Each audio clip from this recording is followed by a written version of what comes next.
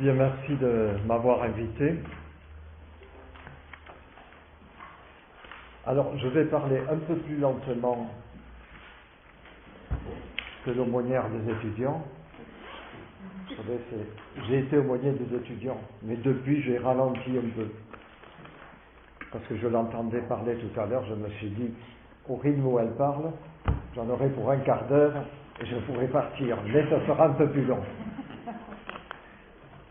Voilà, vous me rajeunissez un peu. Enfin, disons que mon public habituel est un peu plus âgé que vous. Mais vous me rajeunissez pas tout à fait non plus parce que parmi vous, il y a des personnes que j'ai eues comme étudiants et étudiantes autrefois. Et je vois que maintenant, ce sont des pères de famille vénérables, n'est-ce pas? Et voilà, le temps passe. Bien, si vous voulez, je vais essayer. Mon ambition, c'est tout simplement de vous présenter l'encyclique. Rien ne vaut la lecture, hein, et rien ne vaut de s'en imprégner ensuite. Donc, prenez ceci comme un petit apéritif, si vous voulez, et puis ensuite, eh bien, vous pourrez travailler un peu plus le texte. Parce que l'encyclique est quand même, c'est quand même quelques 200 pages, et puis il faut se méfier un tout petit peu. Il faut se méfier un tout petit peu aussi du langage employé. Il paraît assez simple, comme tout ce que nous donne le pape François. Mais les idées derrière le vocabulaire ne sont peut-être pas aussi simples que les mots. Donc vous verrez qu'il y a certains paragraphes qu'il faut réfléchir peut-être un peu plus longuement.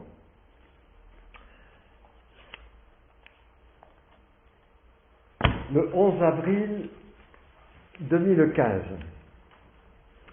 le pape annonçait une année de la miséricorde, durant laquelle il nous demandait de nous laisser surprendre par Dieu. Et il ajoutait, Dieu qui ne cesse d'ouvrir la porte de son cœur pour répéter qu'il nous aime et qui veut partager sa vie avec nous. C'est une citation de ce qu'on appelle la bulle d'induction. C'est le texte donc qui proclame cette année sainte, cette année de la miséricorde. Quelle ne fut pas la surprise de François d'entendre quelques jours plus tard, dans sa méditation matinale dans la chapelle Sainte-Marthe, Dieu lui-même s'adressait à lui en ces termes. Te souviens-tu, François, du chapitre 6 de la Genèse, de cette époque où, tout heureux d'avoir créé l'immense cosmos et d'avoir placé l'homme sur la planète bleue que j'appelais la maison commune, je descendis du ciel pour contempler mon œuvre. Je vis alors que la méchanceté de l'homme était grande sur la terre et que son cœur ne formait que de mauvais desseins. Je résolus alors d'effacer de la surface de la terre tout ce que j'avais fait et j'envoyai le déluge. Il se trouva un homme intègre et juste, il s'appelait Noé, et à cause de lui, j'épargnai la terre du néant programmé. Tu te souviens encore que quelque temps après, les hommes se mirent en tête de construire des tours immenses pour atteindre le ciel. Et pour arriver à leur fin, ils commencèrent à abattre les forêts, ils arasèrent les montagnes pour faire passer des routes, ils bitumèrent des aires de stockage et creusèrent des ravins. Ma déception fut aussi grande que les tours en question. Je convoquai alors l'informaticien de la Trinité, qu'on appelle le Paraclet, et d'un seul clic, il brouilla tous les réseaux humains. François, j'ai l'impression que la vieille histoire de Babel recommence sur la terre. Je te demande, de faire un audit de la situation de la création. Entoure-toi des meilleures compétences mondiales et fais-moi un rapport sur la gestion de la maison commune. C'est ainsi que naquit, un petit matin blême dans la chapelle Sainte-Marthe, l'idée d'une encyclique sur l'écologie. C'est du moins ce qu'a rapporté à l'Observatore Romano un journaliste non accrédité par le Vatican. François mit cette idée à exécution, il se mit sous la protection de son saint patron et il entonna le cantique ou la valse des créatures. Le ton de l'encyclique était donné. Par politesse, mais aussi pour honorer la tradition vivante de l'Église, il consulta ses prédécesseurs, de Jean XXIII à Benoît XVI, sans oublier la contribution du patriarche Bartholomée et celle des conférences épiscopales de l'Europe et des autres continents. Il spécifia qu'il envoyait cette lettre à tous les hommes, puisque croyants ou non-croyants étaient concernés par l'avenir de la maison. Et c'est ainsi que nous arrivons à la 20e page de l'encyclique et au paragraphe 17. Mon introduction est terminée. Première partie. Alors, je ne sais pas, il y aura 5 parties, je crois. Ouais. Première partie, le constat, l'audit en question. Alors, on retient 3 mots. Tout est lié. Tout est lié. Tout est lié dans la genèse de la création, de la nature, tout est lié dans son développement, mais tout est lié aussi dans sa dégradation, dans son altération et dans la ruine possible de la planète. Alors, tout est lié, vous trouverez ça au numéro 117, 120, 137, 138. C'est l'idée qui va traverser pratiquement toute l'encyclique. Et le pape va insister sur le fait qu'il n'y a pas de dégradation de la nature sans atteinte à la vie humaine.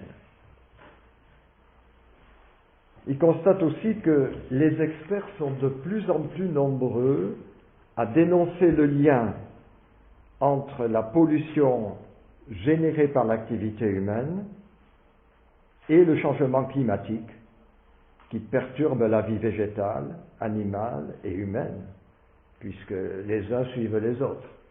Et cette perturbation provoque des déplacements de plus en plus grands de populations, nous dit-il. Alors il va donner l'exemple de l'eau. Alors je vous ai donné un petit document vert avec des numéros. L'exemple de l'eau, il le donne au numéro 31. Pour lui, c'est l'exemple type, si vous voulez. L'eau étant source de la vie, quand on gère mal l'eau, quand on l'empoisonne, quand on veut trop la maîtriser aussi, eh bien, on touche à la source de la vie végétale, animale et aussi humaine. Au numéro 30, tandis que la qualité de l'eau disponible se détériore constamment, il y a une tendance croissante à certains endroits à privatiser cette ressource limitée, transformée en marchandise et sujette aux lois du marché. En réalité, l'accès à l'eau potable et sûre est un droit humain primordial, fondamental et universel parce qu'il détermine la survie des personnes et par conséquent, il est une condition pour l'exercice des autres droits humains, etc. Vous continuerez votre lecture personnellement, si vous voulez. Donc l'eau, comme exemple. Tout est lié. Deuxième point, toujours dans cette première partie, le pape dénonce ce qu'il appelle une culture de déchets. Culture de déchets de plus en plus généralisée au détriment du renouvelable et du durable. Alors ça, nous l'avons dans le numéro 22, il nous dit « Il nous coûte de reconnaître que le fonctionnement des écosystèmes naturels est exemplaire. Les plantes synthétisent des substances qui alimentent les herbivores, ceux-ci à leur tour alimentent les carnivores et fournissent d'importantes quantités de déchets organiques, lesquels donnent lieu à une nouvelle génération de végétaux. Par contre, le système industriel n'a pas développé en fin de cycle de production et de consommation la capacité d'absorber et de réutiliser les déchets et les ordures. » Bon, donc on n'est pas encore arrivé à adopter, il dit, un système circulaire. Vous continuerez aussi la lecture pour ne pas trop prolonger, si vous voulez, ceci. Mais voilà, il faut quand même se dire ceci, c'est que notre pape est issu de l'hémisphère sud et qu'il sait très bien que l'exploitation des matières premières a énormément appauvri ces pays en développement, tout simplement parce que la loi de la consommation au moindre coût est quelque chose, est une loi pratiquement universelle de l'économie.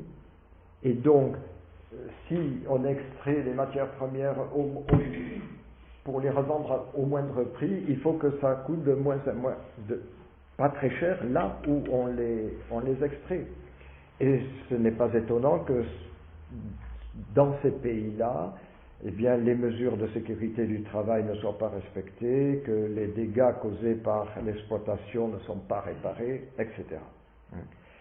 Quand la loi économique et financière s'impose comme seul critère, elle fait naître une culture du déchet qui pollue non seulement la nature, mais qui transforme une partie du monde en poubelle de l'autre.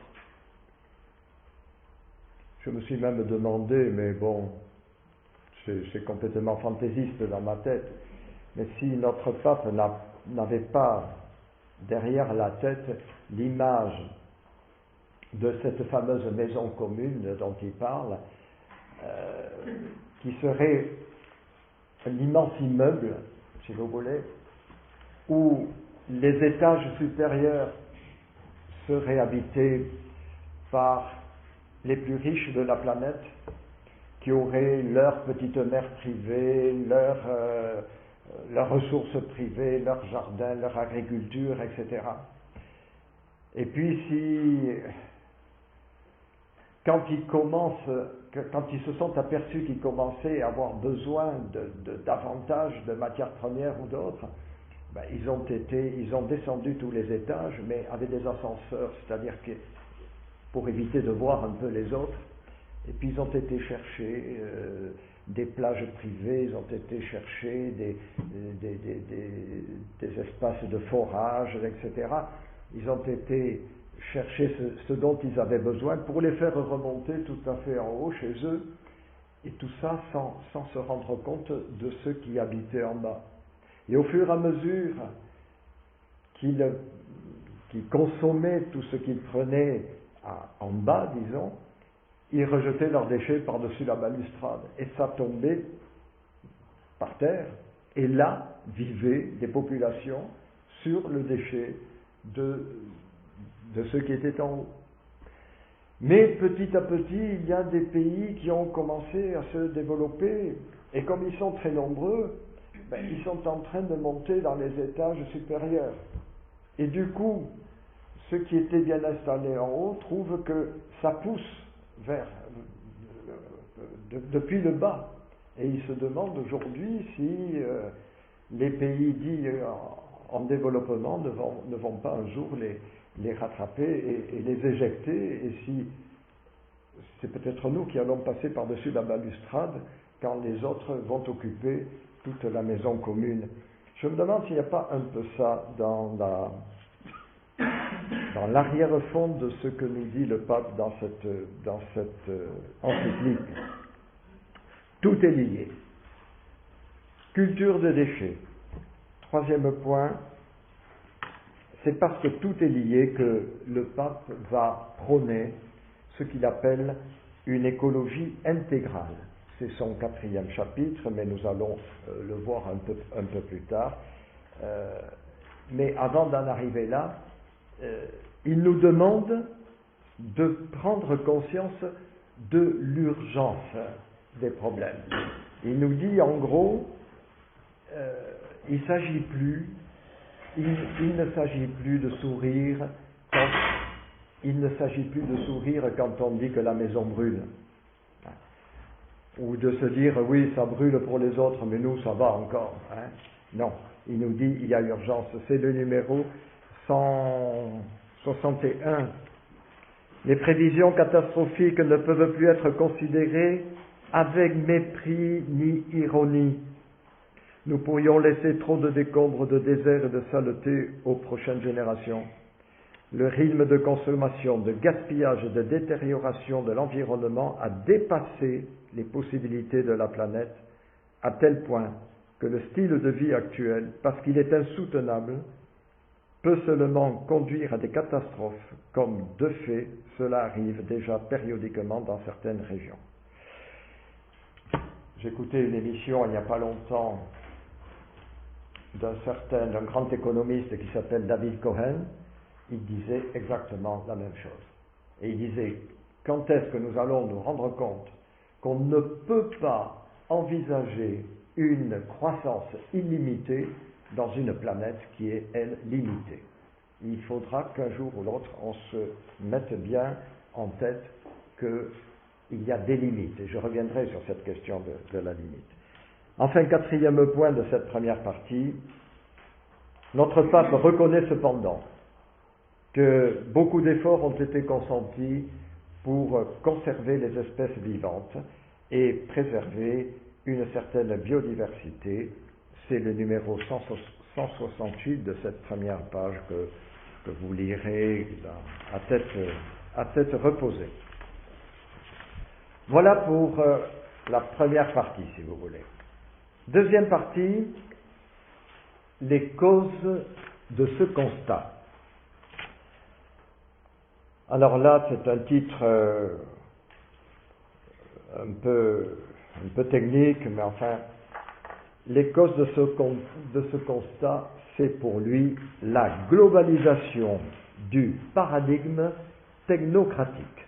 Bon, qu'est-ce qu'on entend par paradigme? C'est un modèle qui s'impose à un moment donné à ceux qui cherchent, à ceux qui essaient de comprendre l'univers, la société, etc. Un paradigme. Cela signifie que le pouvoir de la technique s'impose de plus en plus, non pas uniquement comme un outil, ou comme un moyen mis à notre disposition, mais comme une norme par laquelle nous devons passer. C'est-à-dire que tout ce qui est techniquement possible devient souhaitable. C'est-à-dire, il faut le réaliser, puisque c'est possible, il faut le réaliser. Voilà. Et on ne se pose pas la question de savoir si ce qui est possible est souhaitable, si nous devons le faire. Voilà. Alors, dans cette globalisation-là de la technocratie, François reconnaît d'abord, avec Jean-Paul II, avec Benoît XVI, Benoît XVI a fait une magnifique encyclique qui s'appelle Caritas in Veritate sur les questions économiques et sociales. François reconnaît que la technologie a porté remède à d'innombrables maux qui nuisaient à l'être humain et qui le limitaient. Vous aurez ça dans le numéro 102, ce n'est pas dans vos feuilles, mais dans le texte. La technologie a porté d'innombrables remèdes qui nuisaient à l'être humain. Je pense souvent à la réflexion que me fait un de mes vieux copains de mon village. Il me dit souvent, tu sais, toi et moi, la crise peut continuer, hein. Nous on s'en sortira. Parce que nous on sait faire de l'eau chaude. Tandis que mes petites filles, me dit-il, si elles n'ont plus de gaz et d'électricité, rien, zéro, elles ne sauront pas faire de l'eau chaude. Nous on saura. Et il ajoute toujours, mais je n'ai quand même aucune envie de revenir à ce que nous avons connu dans notre enfance. Voilà. Sagesse du vieux. Eh bien, voilà, nous avons, il faut reconnaître, du moins pour ceux qui ont vécu les fameuses 30 glorieuses, il faut quand même reconnaître que le progrès nous a amené à une vie plus facile, hein, nous a donné une vie plus facile. Ce qui est ennuyeux, disons, eh bien, c'est que ce progrès a été idolâtré et n'a pas engendré forcément le bonheur de l'humanité. Vous avez ça au numéro 113. D'autre part, les gens ne semblent plus croire à un avenir heureux. Ils ne mettent pas aveuglément leur confiance dans un lendemain meilleur à partir des conditions actuelles du monde et des capacités techniques. Ils prennent conscience que les avancées de la science et de la technique ne sont pas équivalentes aux avancées de l'humanité et de l'histoire. Ils perçoivent que les chemins fondamentaux sont autres pour un avenir heureux. Voilà, la notion de progrès aujourd'hui est remise en question. On en a bénéficié, mais il y a un désenchantement des nouvelles générations, et parce qu'ils se rendent compte que finalement, au lieu d'être un outil de libération, ce progrès est devenu une sorte d'esclavage supplémentaire. La technique n'est pas qu'un moyen, la technique n'est pas neutre. La technique porte avec elle une culture de l'immédiateté, de l'efficacité, culture de l'élimination des intermédiaires. Je parle pour mon entreprise. Un doyen, vous savez, c'est le curé responsable de 2 ou 3 cantons à peu près. Un doyen aujourd'hui, quelle responsabilité a-t-il? Rien, zéro. Il y a 50 ans, quand le curé d'Urdos avait un problème, il fallait qu'il aille en parler au curé d'Akous qui était son doyen. Le temps qu'il attelle sa mule, enfin d'abord le temps qu'il se dise il faut que j'aille voir mon doyen quand même parce que le problème est grave. Le temps qu'il attelle sa mule, qu'il descende, pour peu qu'il y ait un peu de neige ce jour-là, etc., ça prenait bien 4 ou 5 jours. Le temps que le doyen d'Akous en réfère à l'archiprêtre d'Oloron, vous pouvez compter aussi 4 ou 5 jours supplémentaires. Le temps que d'Oloron ça passe à Bayonne, à l'évêché, il pourrait bien mettre 20 jours. Autrement dit, quand le curé d'Urdos revenait chez lui, le problème était déjà résolu, que la solution n'était pas arrivée. Et donc, en tout cas, les corps intermédiaires étaient respectés. Aujourd'hui, vous prenez votre téléphone portable, allô l'évêché, responsable de ceci, j'ai un problème, eh bien, sur le champ, vous avez la réponse. A-t-on eu le temps de bien regarder un peu le problème autour, etc. Ça, l'avenir le dira. Mais vous voyez, un outil technique n'est jamais neutre. Un outil est porteur d'une culture, et cette culture, elle s'imprime en nous, que nous le voulions ou non. Que nous le voulions ou non.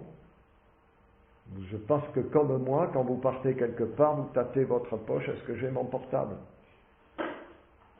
Et voilà, on est définitivement, nous avons ce fil à la patte, définitivement, et on ne peut plus s'en passer. Voilà, l'immédiateté. Vous avez ça au numéro 47. Vous voyez, il nous dit, cela permet de sélectionner d'éliminer même des relations. C'est sûr que lorsque vous avez un portable, vous mettez sur le vibreur comme moi en ce moment, bon, quelqu'un a quelque chose d'urgent à vous dire, il vous laisse un message. Mettons qu'il y ait 3 messages tout à l'heure, eh bien qu'est-ce que vous allez faire?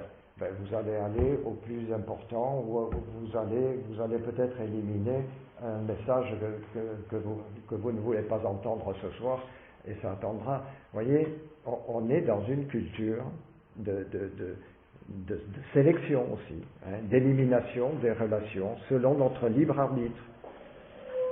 Quand vous l'avez en face de vous, vous ne pouvez pas lui dire je ferme les yeux, je ne te vois pas. Là, vous pouvez... Les moyens actuels nous permettent de communiquer, de partager des connaissances et des sentiments. Cependant, ils nous empêchent aussi parfois d'entrer en contact direct avec la détresse, l'inquiétude, la joie de l'autre et avec la complexité de son expérience personnelle.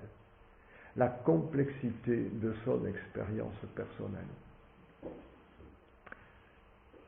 Jeudi, je vais aller faire un topo aux prêtres qui viennent d'arriver dans le diocèse depuis quelques années. Je dois aller leur dire ce qu'est un Béarnais. Et mon collègue du Pays Basque doit aller leur dire ce qu'est un Basque. Eh bien, je vais leur parler de la complexité, justement. Et je vais même leur dire que connaître le catéchisme de l'Église catholique par cœur, c'est très bien. C'est un minimum. Mais connaître l'Église locale et la terre sur laquelle et la population dans laquelle est cette Église locale, c'est même mieux. C'est-à-dire, il faut savoir le catéchisme, c'est sûr, mais encore faut-il savoir à qui on s'adresse. Et je crois que ce colloque, cette session est bienvenue parce que il était temps qu'on leur dise un peu où ils avaient mis les pieds. Hein. Voilà. C'est pourquoi nous ne devrions pas nous étonner qu'avec l'offre écrasante de ces produits se développe une profonde et mélancolique insatisfaction dans les relations interpersonnelles ou un isolement dommageable. Plus nous avons d'iPad et de smartphones et de tout ce qu'on veut, et plus la solitude se fait pesante pour beaucoup de nos contemporains. Alors que s'est-il passé pour que le progrès connaisse un tel désenchantement? Eh bien, c'est ce que je vous disais tout à l'heure, c'est que les nouvelles générations se sont aperçues que le progrès dont on avait fait à notre génération presque un Dieu, eh bien, ne procurait pas forcément le bonheur à l'humanité. Le pape nous propose une image. Il nous parle de l'image de la main. Il nous dit que jusqu'à ce dernier siècle à peu près, ou ces 2 derniers siècles, l'homme tendait la main à la nature pour recevoir d'elle ce qu'elle voulait nous donner. Sauf que quand même l'homme améliorait quand même grandement la nature au fil des siècles. Mais on gardait quand même le sens de ce cadeau que faisait la nature.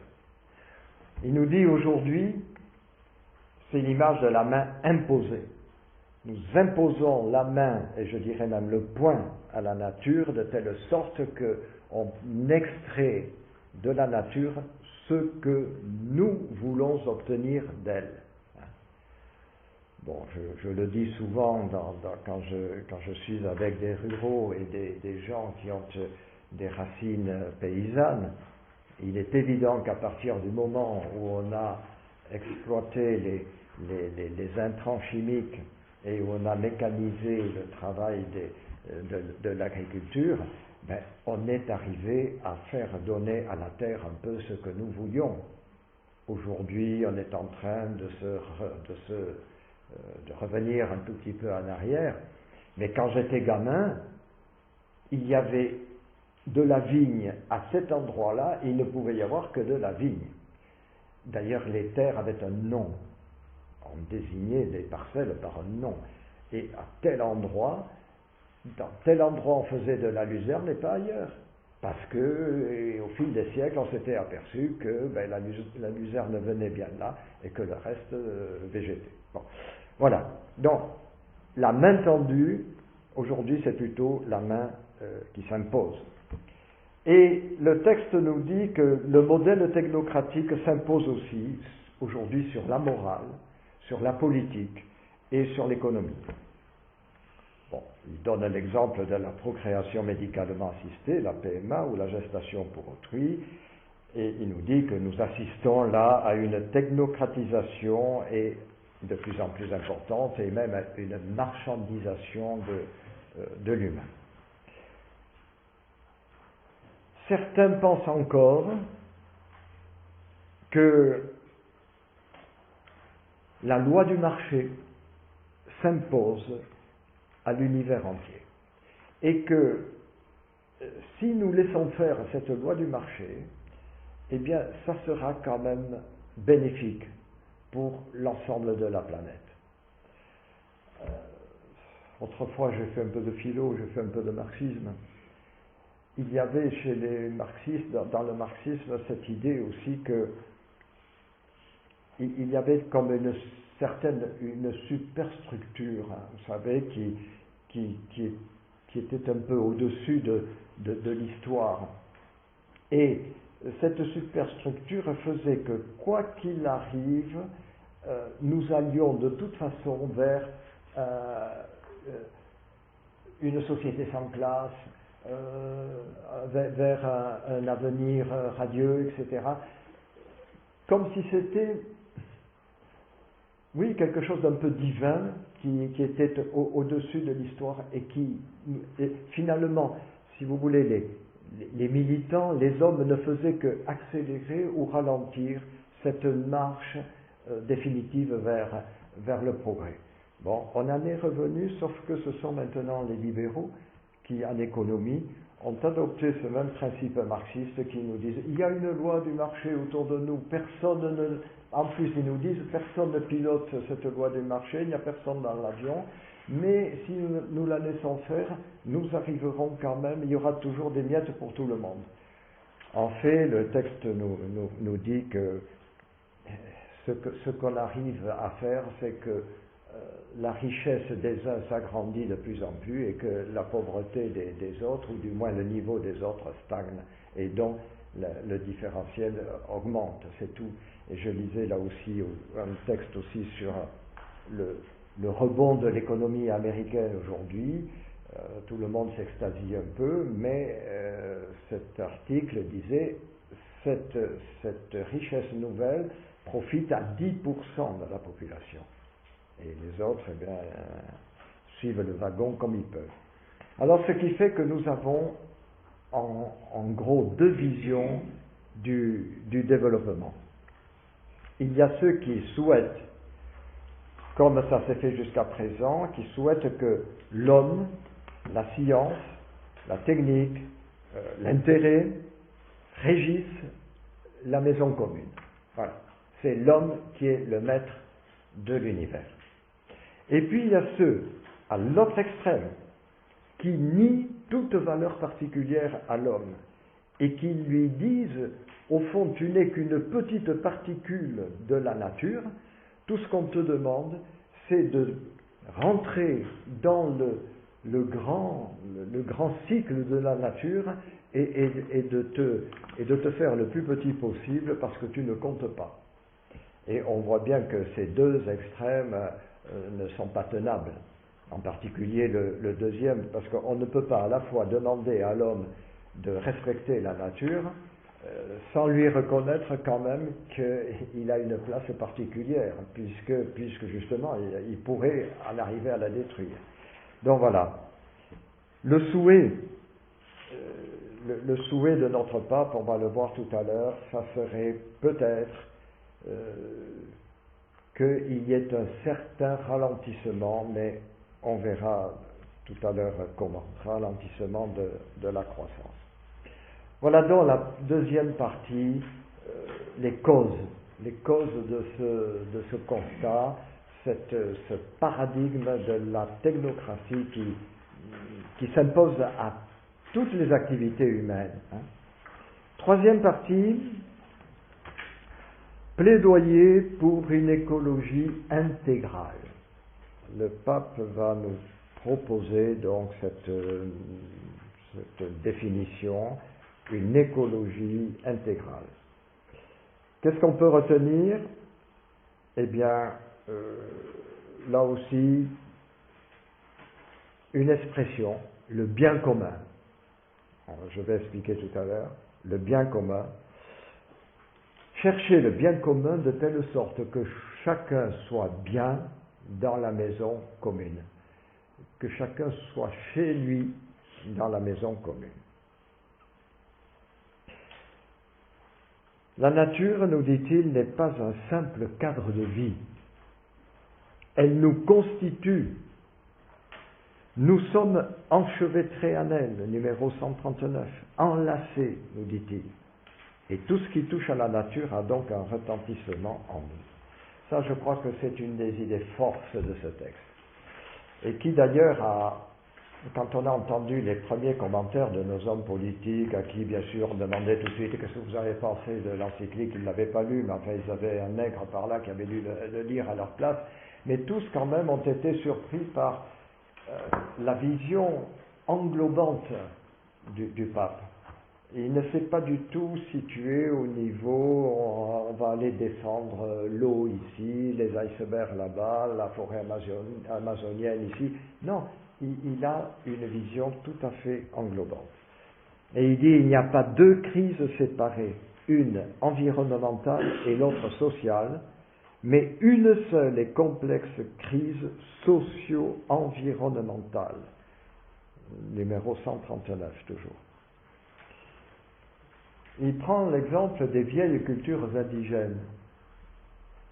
Les vieilles cultures indigènes avaient trouvé un équilibre entre les modes de vie et les formes de société humaine adaptées à une région, à un climat, à un environnement spécifique. Et le non-respect de cet équilibre, soit par des atteintes sur la nature dans ces régions-là, soit par des changements sociaux qui ont provoqué des déplacements de population ou autres vers les périphéries des villes, font que, eh bien, on voit bien que cet équilibre est quand même très précaire. Il est issu d'une longue expérience de l'homme avec la nature, mais il suffit de toucher à la nature d'une part, ou de toucher à la culture de ces populations indigènes, eh bien, pour que cet équilibre se détraque. Il nous donne un exemple d'écologie intégrale. C'est celui des narcotrafiquants. Voilà. Il nous dit, voilà, il y a de la drogue, il y a des narcotrafiquants, il y a un problème. Il y a un problème. Par quel bout on le prend? Est-ce que on traque les consommateurs ou est-ce qu'on traque les producteurs? Et il nous dit, tant qu'on en reste à ce genre de solutions, on n'arrive à rien. Pourquoi? Parce que tant qu'il y aura de l'offre, tant qu'il y aura de la demande, il y aura de l'offre. La question qu'il faudrait peut-être se poser, dit-il, c'est là aussi, on prend les choses par le haut. Pourquoi y a-t-il des gens qui ont besoin de se droguer? Et peut-être qu'à ce moment-là, on va voir que la question est quand même beaucoup plus complexe et qu'il s'agit de choses qui touchent à l'économie, à l'éducation, à la morale, à l'arsenal législatif et à l'application des lois, etc. Si vous voulez, prendre cette question dans sa complexité nous permet de nous poser beaucoup plus de questions que la seule répression de la demande ou de l'offre. Et il nous dit que cette notion d'écologie intégrale est inséparable d'un des fondements de la doctrine sociale de l'Église, qu'on appelle depuis pratiquement saint Thomas d'Aquin, qu'on appelle le bien commun. Alors, on en parle partout de ce bien commun. Eh bien, la chance que nous avons dans ce texte, c'est qu'il en donne une définition. Vous l'avez au numéro 156. L'écologie intégrale est inséparable de la notion de bien commun, un principe qui joue un rôle central et unificateur dans l'éthique sociale. Alors, qu'est-ce que c'est? C'est l'ensemble des conditions sociales qui permettent tant au groupe qu'à chacun de leurs membres d'atteindre leur perfection d'une façon plus totale et plus aisée. Et il précise, le bien commun présuppose le respect de la personne humaine comme telle, avec des droits fondamentaux et inaliénables ordonnés à son développement intégral. Le bien commun exige aussi le bien-être social et le développement des divers groupes intermédiaires selon le principe de subsidiarité. Je disais tout à l'heure que ce principe est vraiment assez mal en point aujourd'hui. Alors ensuite, il parle de la famille, etc. En fait, si vous voulez, le bien commun, donc, c'est tout ce qui permet à chacun d'atteindre ce qu'on appelle sa perfection. Mais encore faut-il qu'on se mette d'accord sur ce mot, donc, de perfection. Qu'est-ce que la perfection de chacun? Est-ce que la perfection est dans la recherche éperdue, j'allais dire, des moyens de vivre, ou est-ce que notre perfection est plutôt dans la recherche des raisons de vivre? Voilà. Quelle est notre perfection? Et le pape nous dit à un moment donné, il faut qu'on arrive à passer de la loi de la voracité à la loi de la frugalité. Voilà. Toujours à cause de ce même principe, que une consommation illimitée ne peut pas atteindre son but dans un cadre limité. Quatrième partie, les lignes d'action. Et c'est là qu'on va devenir modeste. Alors, 2 mots à retenir, si vous voulez, dialogue et modestie. Le pape passait en revue tous les grands sommets environnementaux depuis Stockholm, 1972, jusqu'à Rio, 2012, pour en souligner le bien fondé, mais aussi les limites. Et les limites, quelles sont-elles? C'est que les gouvernants ont du mal à prendre des mesures fortes qui auraient un impact sur le long terme, tout simplement parce qu'ils doivent tenir compte de leur opinion publique et tout simplement des échéances électorales pour eux. Et le pape le dit d'une façon, il n'emploie pas la langue de Buis, 178, le drame de l'immédiateté politique, soutenu aussi par des populations consuméristes, conduit à la nécessité de produire de la croissance à court terme. Répondant à des intérêts électoraux, les gouvernements ne prennent pas facilement le risque de mécontenter la population avec des mesures qui peuvent affecter le niveau de consommation ou mettre en péril des investissements étrangers. La myopie de la logique du pouvoir ralentit l'intégration de l'agenda environnemental au vu large dans l'agenda public des gouvernements. On oublie ainsi que le temps est supérieur à l'espace, que nous sommes toujours plus féconds quand nous nous préoccupons plus d'élaborer des processus que de nous emparer des espaces de pouvoir. Ça, c'est le temps est supérieur à l'espace, ça fait partie de 4 grands principes qu'il nous a donnés déjà dans sa première exhortation qu'on appelle Evangelii Gaudium, la joie de l'évangile. Il a 4 grands principes, et là on voit surgir le jésuite. ce sont les paragraphes où il faut lire au moins 2 ou 3 fois quand même pour bien comprendre ce qu'il veut dire. Alors le temps est supérieur à l'espace, la partie est plus grande que le tout. C'est là où il parle, vous voyez, d'un polyèdre.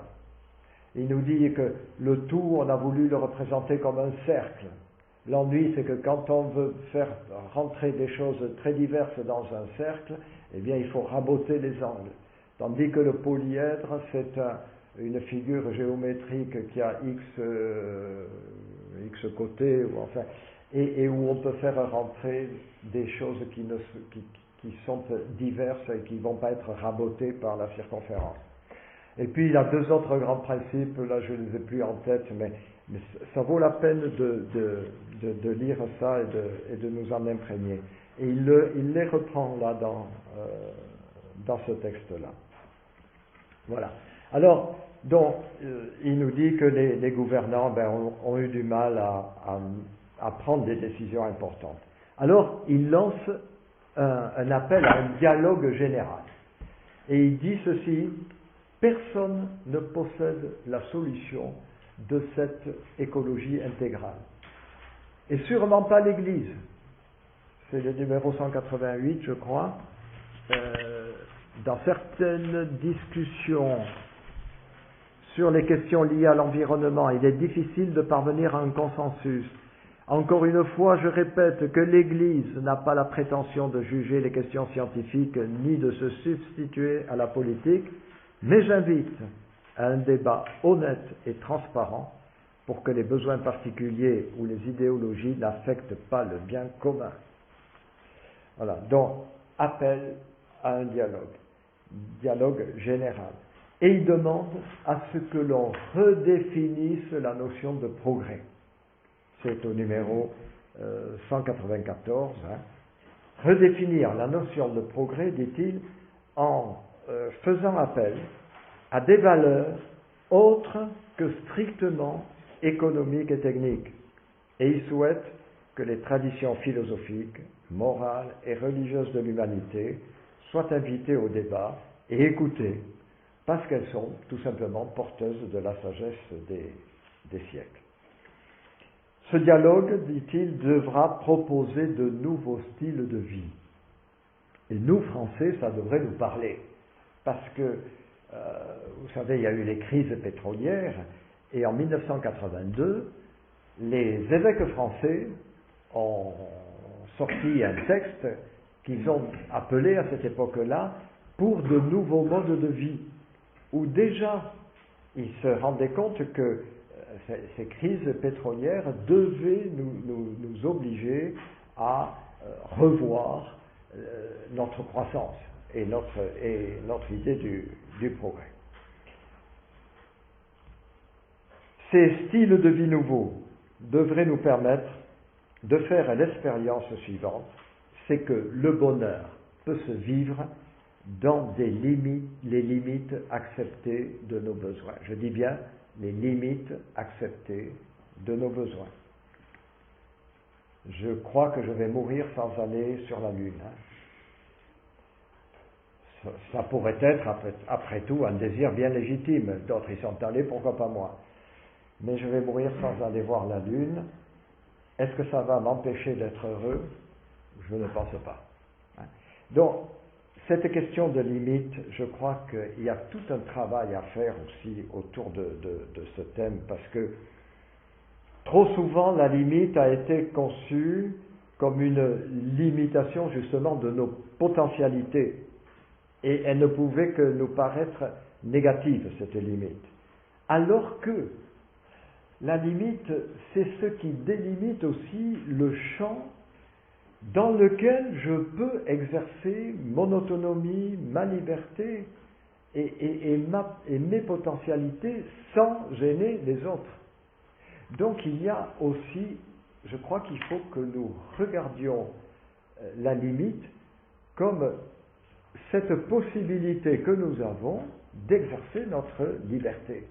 Il ne peut pas y avoir d'exercice de la liberté individuelle sans des limites acceptées. Et là aussi, de même qu'il faut revoir la question du progrès, je crois qu'il faut revoir cette notion de la limite. Et c'est là qu'il aurait un souhait, notre pape, c'est le numéro 114.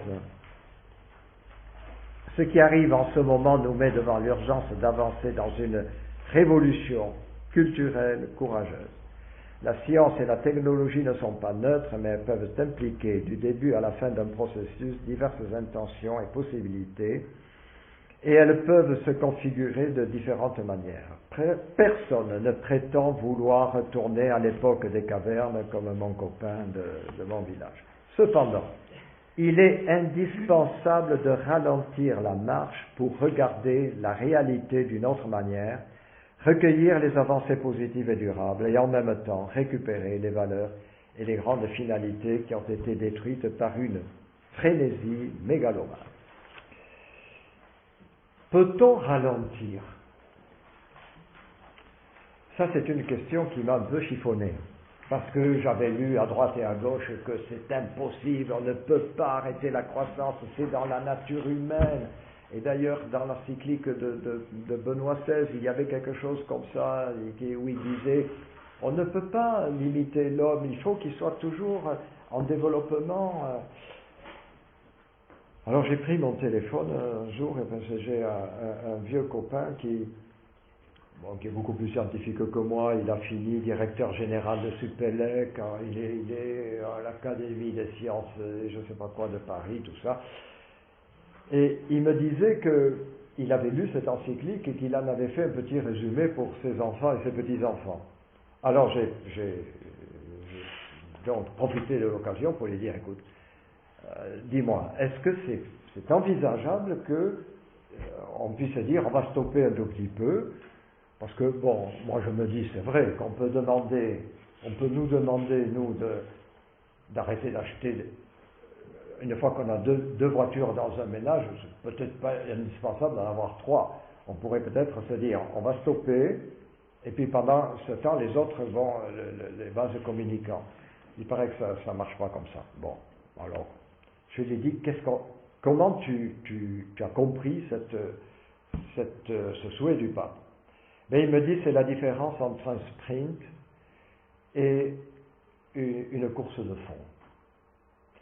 Il me dit, si tu fais un sprint, si tu fais un 100 mètres en 10 secondes, je ne sais plus combien on fait maintenant, tu n'as pas intérêt à te laisser dépasser par celui qui est derrière toi, il faut que tu restes le premier pendant les 10 secondes, et puis voilà, tu es le roi, tu arrives en premier. Si tu fais une course de fond, à ce moment-là, d'abord tu prends un autre rythme. Deuxièmement, de temps en temps, tu passes derrière les autres parce que comme ça, ils te fendent un peu l'air et toi, tu te reposes un peu. Et puis, on se ménage pour arriver le plus longtemps possible pour tenir la distance. Il me dit, voilà, moi je l'ai compris comme ça. Il faut qu'on arrête de sprinter à mort dans la croissance et qu'on fasse plutôt une course de fond. Alors, je vous livre cette image. Vous en ferez ce que vous voulez. Voilà, les lignes d'action, modestie, dialogue et modestie, c'était donc la quatrième partie. Cinquième et dernière partie, ça va, vous résistez? Allez, cinquième et dernière partie. Dieu est-il écologiste? Un hebdomadaire a photographié notre pape avec une calotte verte et a titré « Dieu est-il écologiste ?» Et je vois que vous avez mis à l'entrée là un beau ruban vert aussi pour indiquer neige, etc. Vous avez à croire que vous avez choisi la couleur. Bon.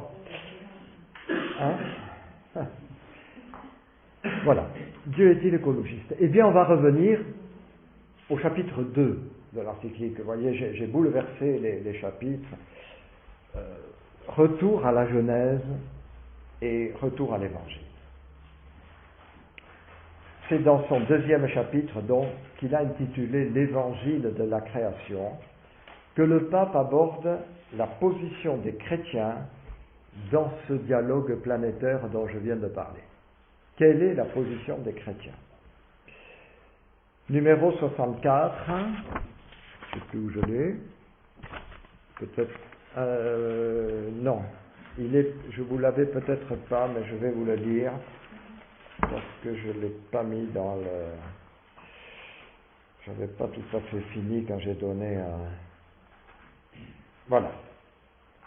Par ailleurs, même si cette encyclique s'ouvre au dialogue avec tous pour chercher ensemble des chemins de libération, je veux montrer dès le départ comment les convictions de la foi offrent aux chrétiens et ainsi qu'à d'autres croyants de grandes motivations pour la protection de la nature et des frères et des sœurs les plus fragiles. Si le seul fait d'être humain pousse des personnes à prendre soin de l'environnement dont elles font partie, les chrétiens notamment savent que leur devoir à l'intérieur de la création et leur devoir à l'égard de la nature et du Créateur font partie intégrante de leur foi. Donc, c'est un bien pour l'humanité et pour le monde que nous, les croyants, nous reconnaissions mieux les engagements écologiques qui jaillissent de nos convictions. La préoccupation de la nature fait partie intégrante de notre foi. Je crois en Dieu, le Père Tout-Puissant, Créateur du ciel et de la terre. La tradition judéo-chrétienne, vous le savez, a été accusée d'être à l'origine de l'horreur écologique. Tout simplement à cause d'un verset. Ce verset, vous le connaissez par cœur. Remplissez la terre et soumettez-la. Traduction. J'ai sorti mes vieux. C'est plus vieux que certains d'entre vous. Hein. Le discours de la méthode de notre cher Descartes qui nous dit, après avoir fait tout un développement, et ainsi il faut nous rendre maîtres et possesseurs de la nature. Voilà. Alors, effectivement, vous avez un certain nombre d'écologistes de cette frange d'écologie qu'on appelait, ou qu'on appelle encore, je ne sais plus, la deep écologie, l'écologie profonde, l'écologie, j'allais dire, pas intégrale, mais intégriste, donc accuse la tradition judéo-chrétienne de tous les maux parce que, eh bien, elle a donné libre champ à l'homme d'exercer son pouvoir sur la création. Alors le pape reprend le texte de la Genèse et nous demande d'abord de réfléchir à une chose. Il nous dit, quand on parle du péché dans le livre de la Genèse, que voit-on? On voit qu'il y a l'homme qui est en relation avec Dieu, l'homme qui est en relation avec la femme, c'est-à-dire l'autre avec petit a, et puis avec la nature. Donc Dieu, l'autre avec un grand A, la femme, l'autre, et la nature. Il nous dit, remarquez que quand il y a perturbation dans la relation entre l'homme et Dieu, c'est-à-dire quand il y a péché, qu'est-ce qui se passe? Eh bien, c'est la relation avec la nature qui va en subir les conséquences.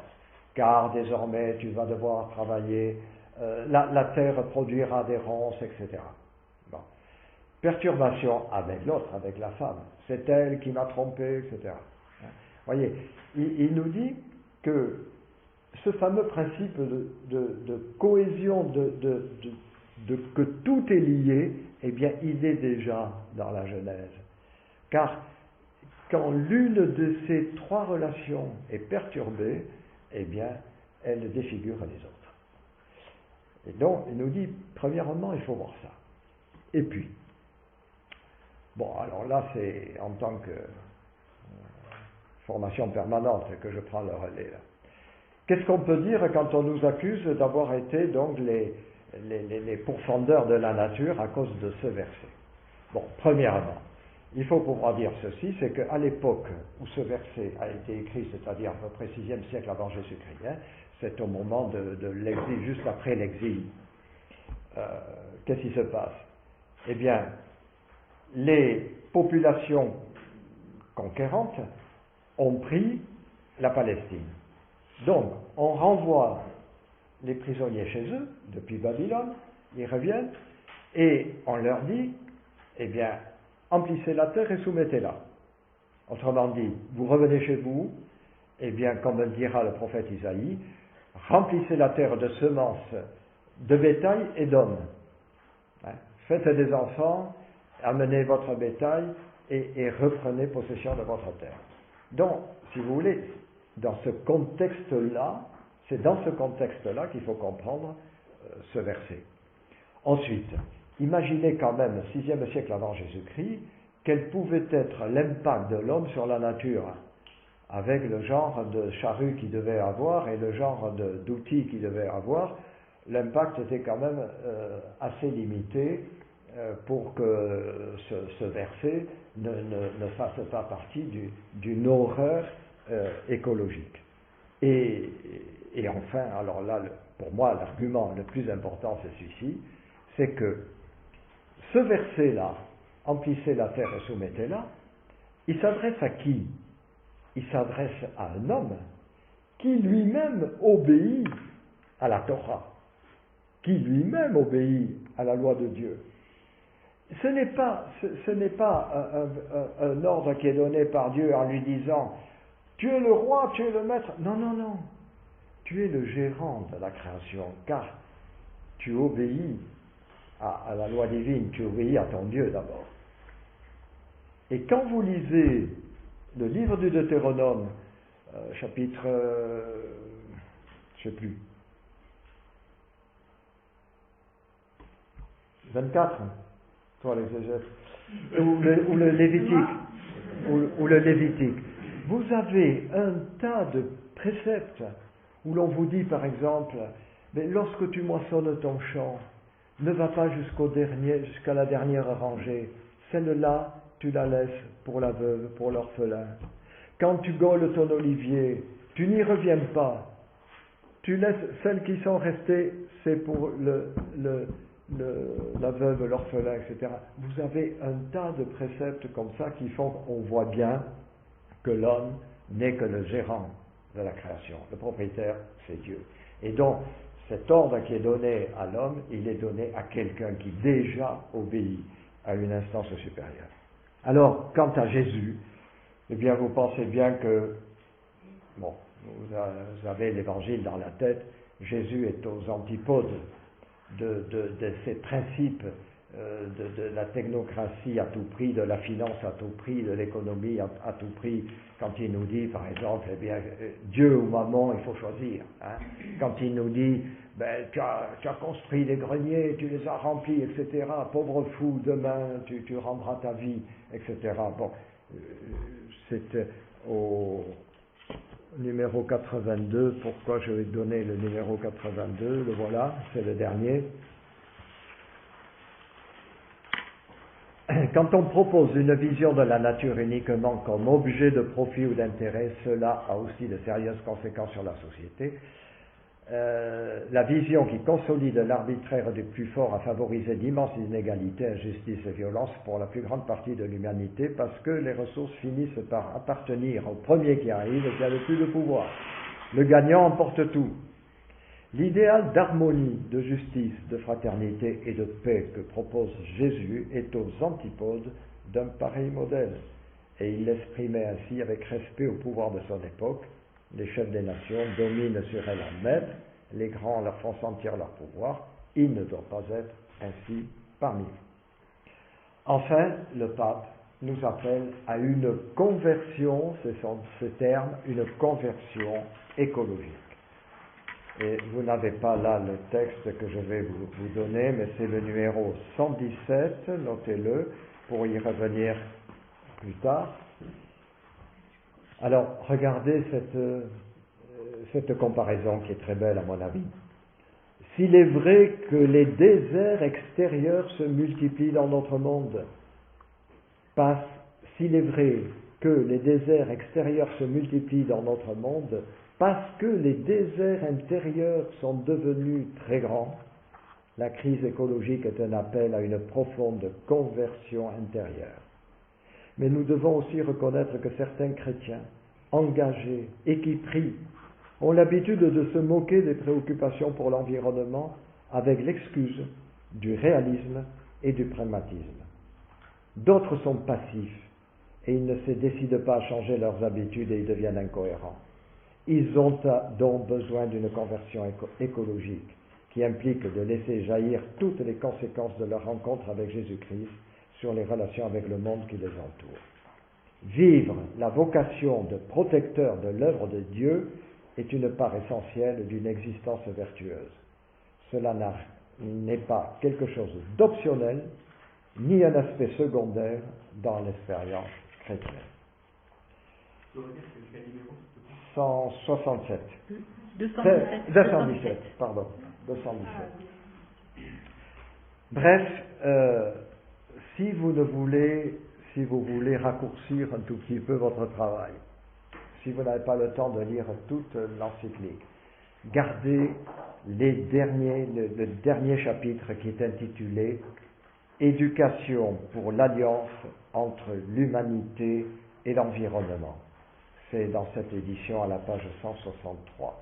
Éducation pour l'alliance entre l'humanité et l'environnement. Et vous verrez que là, c'est une occasion pour le pape de nous dire, finalement, nous croyons en la Trinité. La Trinité, c'est quoi, nous dit-il? Ce sont des relations subsistantes. Alors là, bon, c'est un langage thomiste. La Trinité, ce sont des relations subsistantes de ces trois personnes. Et il nous dit, et le monde créé selon le modèle divin est par le fait même aussi un tissu de relations. Autrement dit, ce qui est le cœur même de la Trinité se retrouve aussi au cœur de l'univers. Cette conclusion finale du pape François, c'est-à-dire ce chapitre que je vous recommande, où vous voyez, il reprend le terme alliance. Or, ce terme alliance est très prisé par les écologistes. Ils parlent tout le temps d'alliance, des écosystèmes entre eux, à l'intérieur d'un écosystème, etc. Or, quand même, l'alliance, c'est bien un vocabulaire que nous connaissons aussi depuis Moïse. Hein. Voilà, cette méditation, et je conclus, cette méditation finale du pape François, fait dire à Edgar Morin, qui n'est quand même pas un père de l'Église, qui est un grand sociologue, hein, mais qui ne se dit pas un croyant forcené. Edgar Morin dit ceci, cette encyclique est l'acte numéro 1 d'une nouvelle humanité. Cette encyclique est l'acte numéro 1 d'une nouvelle humanité. Après ça, que voulez-vous que je vous dise? Rien. J'ai terminé. Merci de votre attention. Voilà. Maintenant, applaudissez le pape tant que vous pouvez. Oui.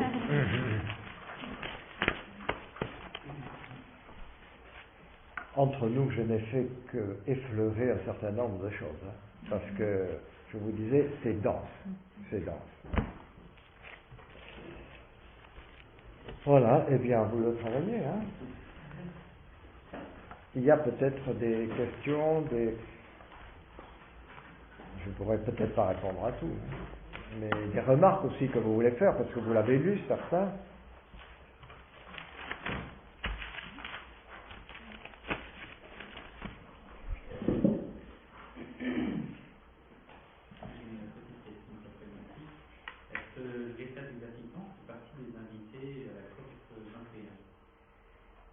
Je n'en sais strictement rien. Je n'en sais rien.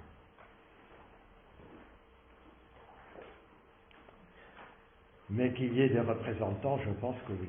À partir du moment, pas peut-être l'État du Vatican en tant que tel,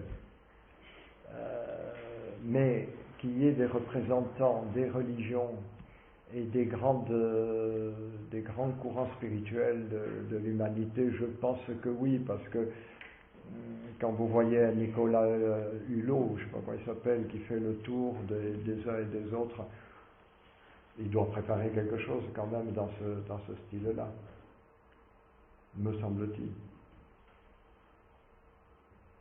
J'ai oublié aussi, mais quelque chose qui est tellement évident, que ce respect de la nature, il commence par nous-mêmes, par nos petites actions.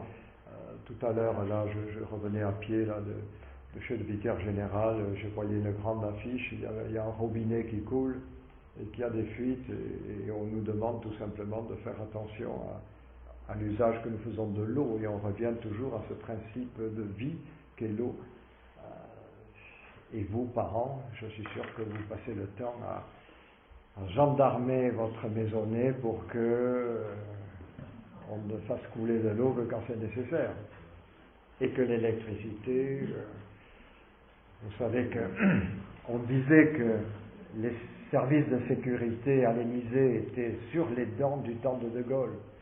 Parce que chaque fois que De Gaulle quittait une pièce, il fermait l'interrupteur. Or, il fallait que l'Élysée reste constamment allumé à cause de la sécurité. Il y avait toujours un type derrière lui qui passait pour rallumer.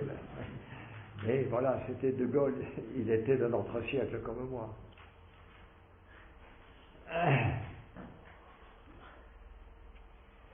Les petits gestes de chacun. Je m'étonne beaucoup dans l'histoire, je n'ai pas lu, c'est ce que j'ai entendu. Je trouve que passer du sprint à la course de fond, c'est très bien, mais j'imagine le chercheur qui est en train de faire une découverte quelconque, que ce soit dans le monde de la santé ou de la technologie, se dit, ça va pas trop vite. Mais vous voyez, un être humain quelconque se dit, là, je découvre trop de choses, je vais m'arrêter un peu. Il n'y a pas de curiosité l'emporte. Ouais. En fait, il me semble que le pape va plus loin que la course de fond. En fait, il me semble qu'il dit tout simplement, il faut changer la notion de croissance et de progrès, en ce sens que qui paye la recherche? Bon, je ne suis pas très spécialiste de tout ça, mais enfin, je sais par exemple en Israël, quand on découvre des ruines archéologiques à l'extérieur des frontières d'Israël, c'est parce qu'il y a souvent des fonds qui sont donnés pour qu'on cherche bien à certains endroits, de telle sorte qu'on puisse dire « Ouh là là, mais le premier Israël allait encore beaucoup plus loin et ça permet de récupérer les terres qui étaient aux Palestiniens, etc. » Si on change de politique et si on dit « Bon, il faut se restreindre un peu pour se défendre un peu mieux », on donne moins de crédit à certains chercheurs pour que ils cherchent un peu plus au cœur d'Israël. Ça m'a été dit là-bas, par des gens qui étaient assez au courant de ce genre de choses.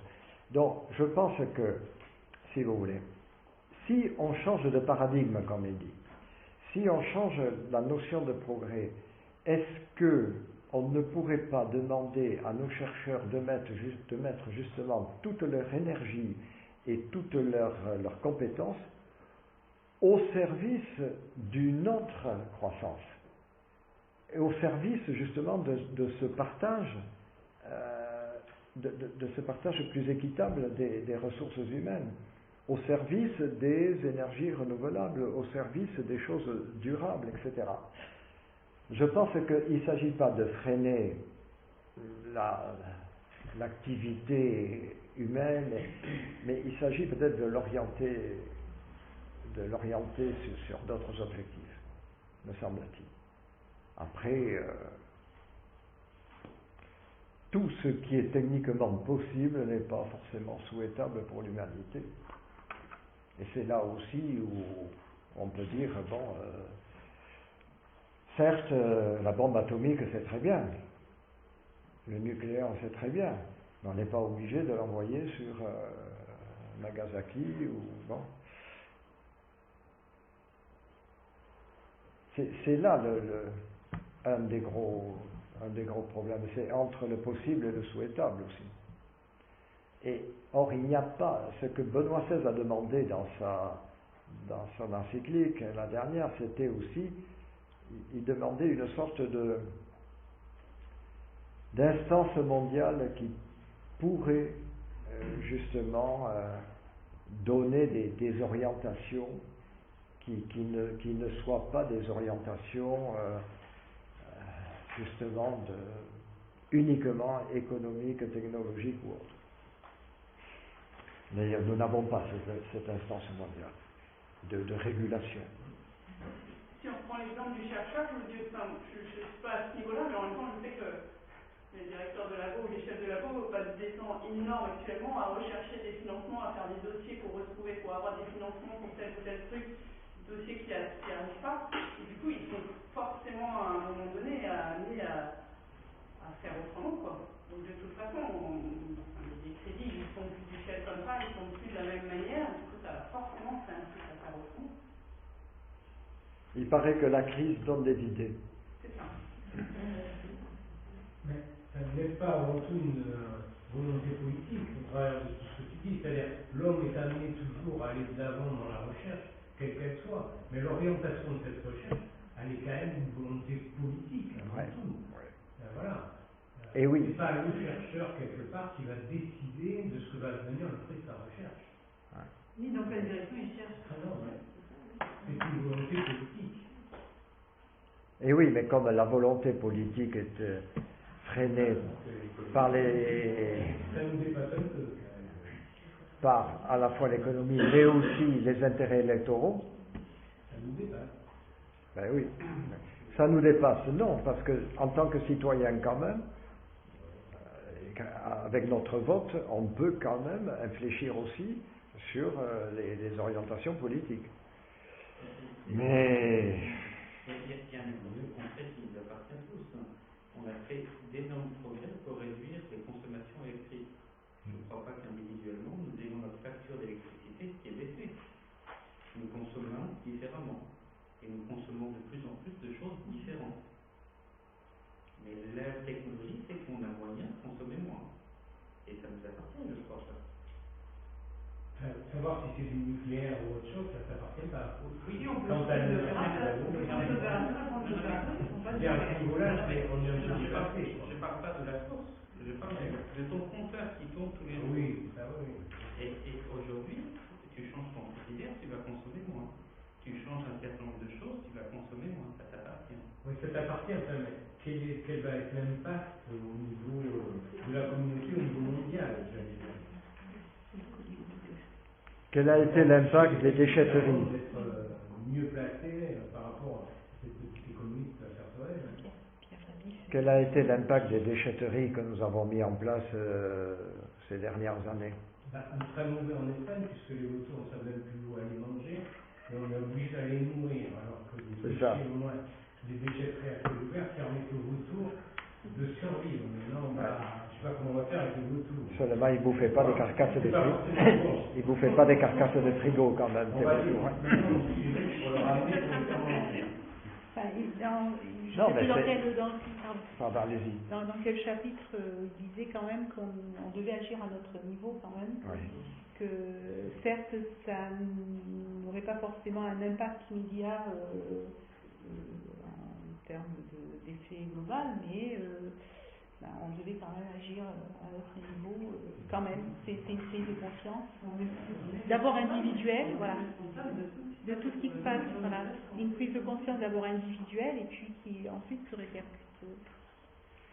Paradigme technocratique. Il est possible de prendre une douche tous les jours, même 2 fois par jour. Très bien. Si je... On m'a raconté une histoire. On m'a assuré que c'était vrai. Un bachelier vient voir des amis de ses parents et s'apprête à passer la nuit chez eux parce qu'il devait aller je ne sais pas où. Et ces gens-là avaient un problème à la douche. et ils lui disent, bah, écoute, voilà un gant, et tu vas te laver avec un gant, il n'y aura pas de problème, pour une fois, la douche. Puis la mère de famille, au bout d'un moment, elle n'entend rien, ni eau, ni rien, ça ne bougeait pas. Là. Elle va voir son mari, elle lui dit, va voir quand même ce qui devient, là, notre bachelier. Là. Alors l'autre, avec précaution, il voit le bachelier, il était assis avec le gant de toilette entre les mains, et il lui dit, et qu'est-ce que j'en fais? Il ne s'était encore jamais lavé avec un gant. Paradigme technocratique, on a une douche, donc on se lave tous les jours avec une douche, etc. Et on ne sait plus que on ne sait plus que se laver avec une douche. Et ainsi de suite. Enfin, ça c'est une petite histoire, disons une plaisanterie. Mais nous sommes tous, si vous voulez, entraînés par une espèce de nécessité à consommer. À consommer, même quand ce n'est pas totalement utile. Pardon, je prends du temps à dire. Non, mais c'est très bien, moi ça m'a intéressé. C'est vrai qu'on engage déjà le débat en fait que vous aurez plaisir à avoir jusqu'au mois de décembre, j'imagine.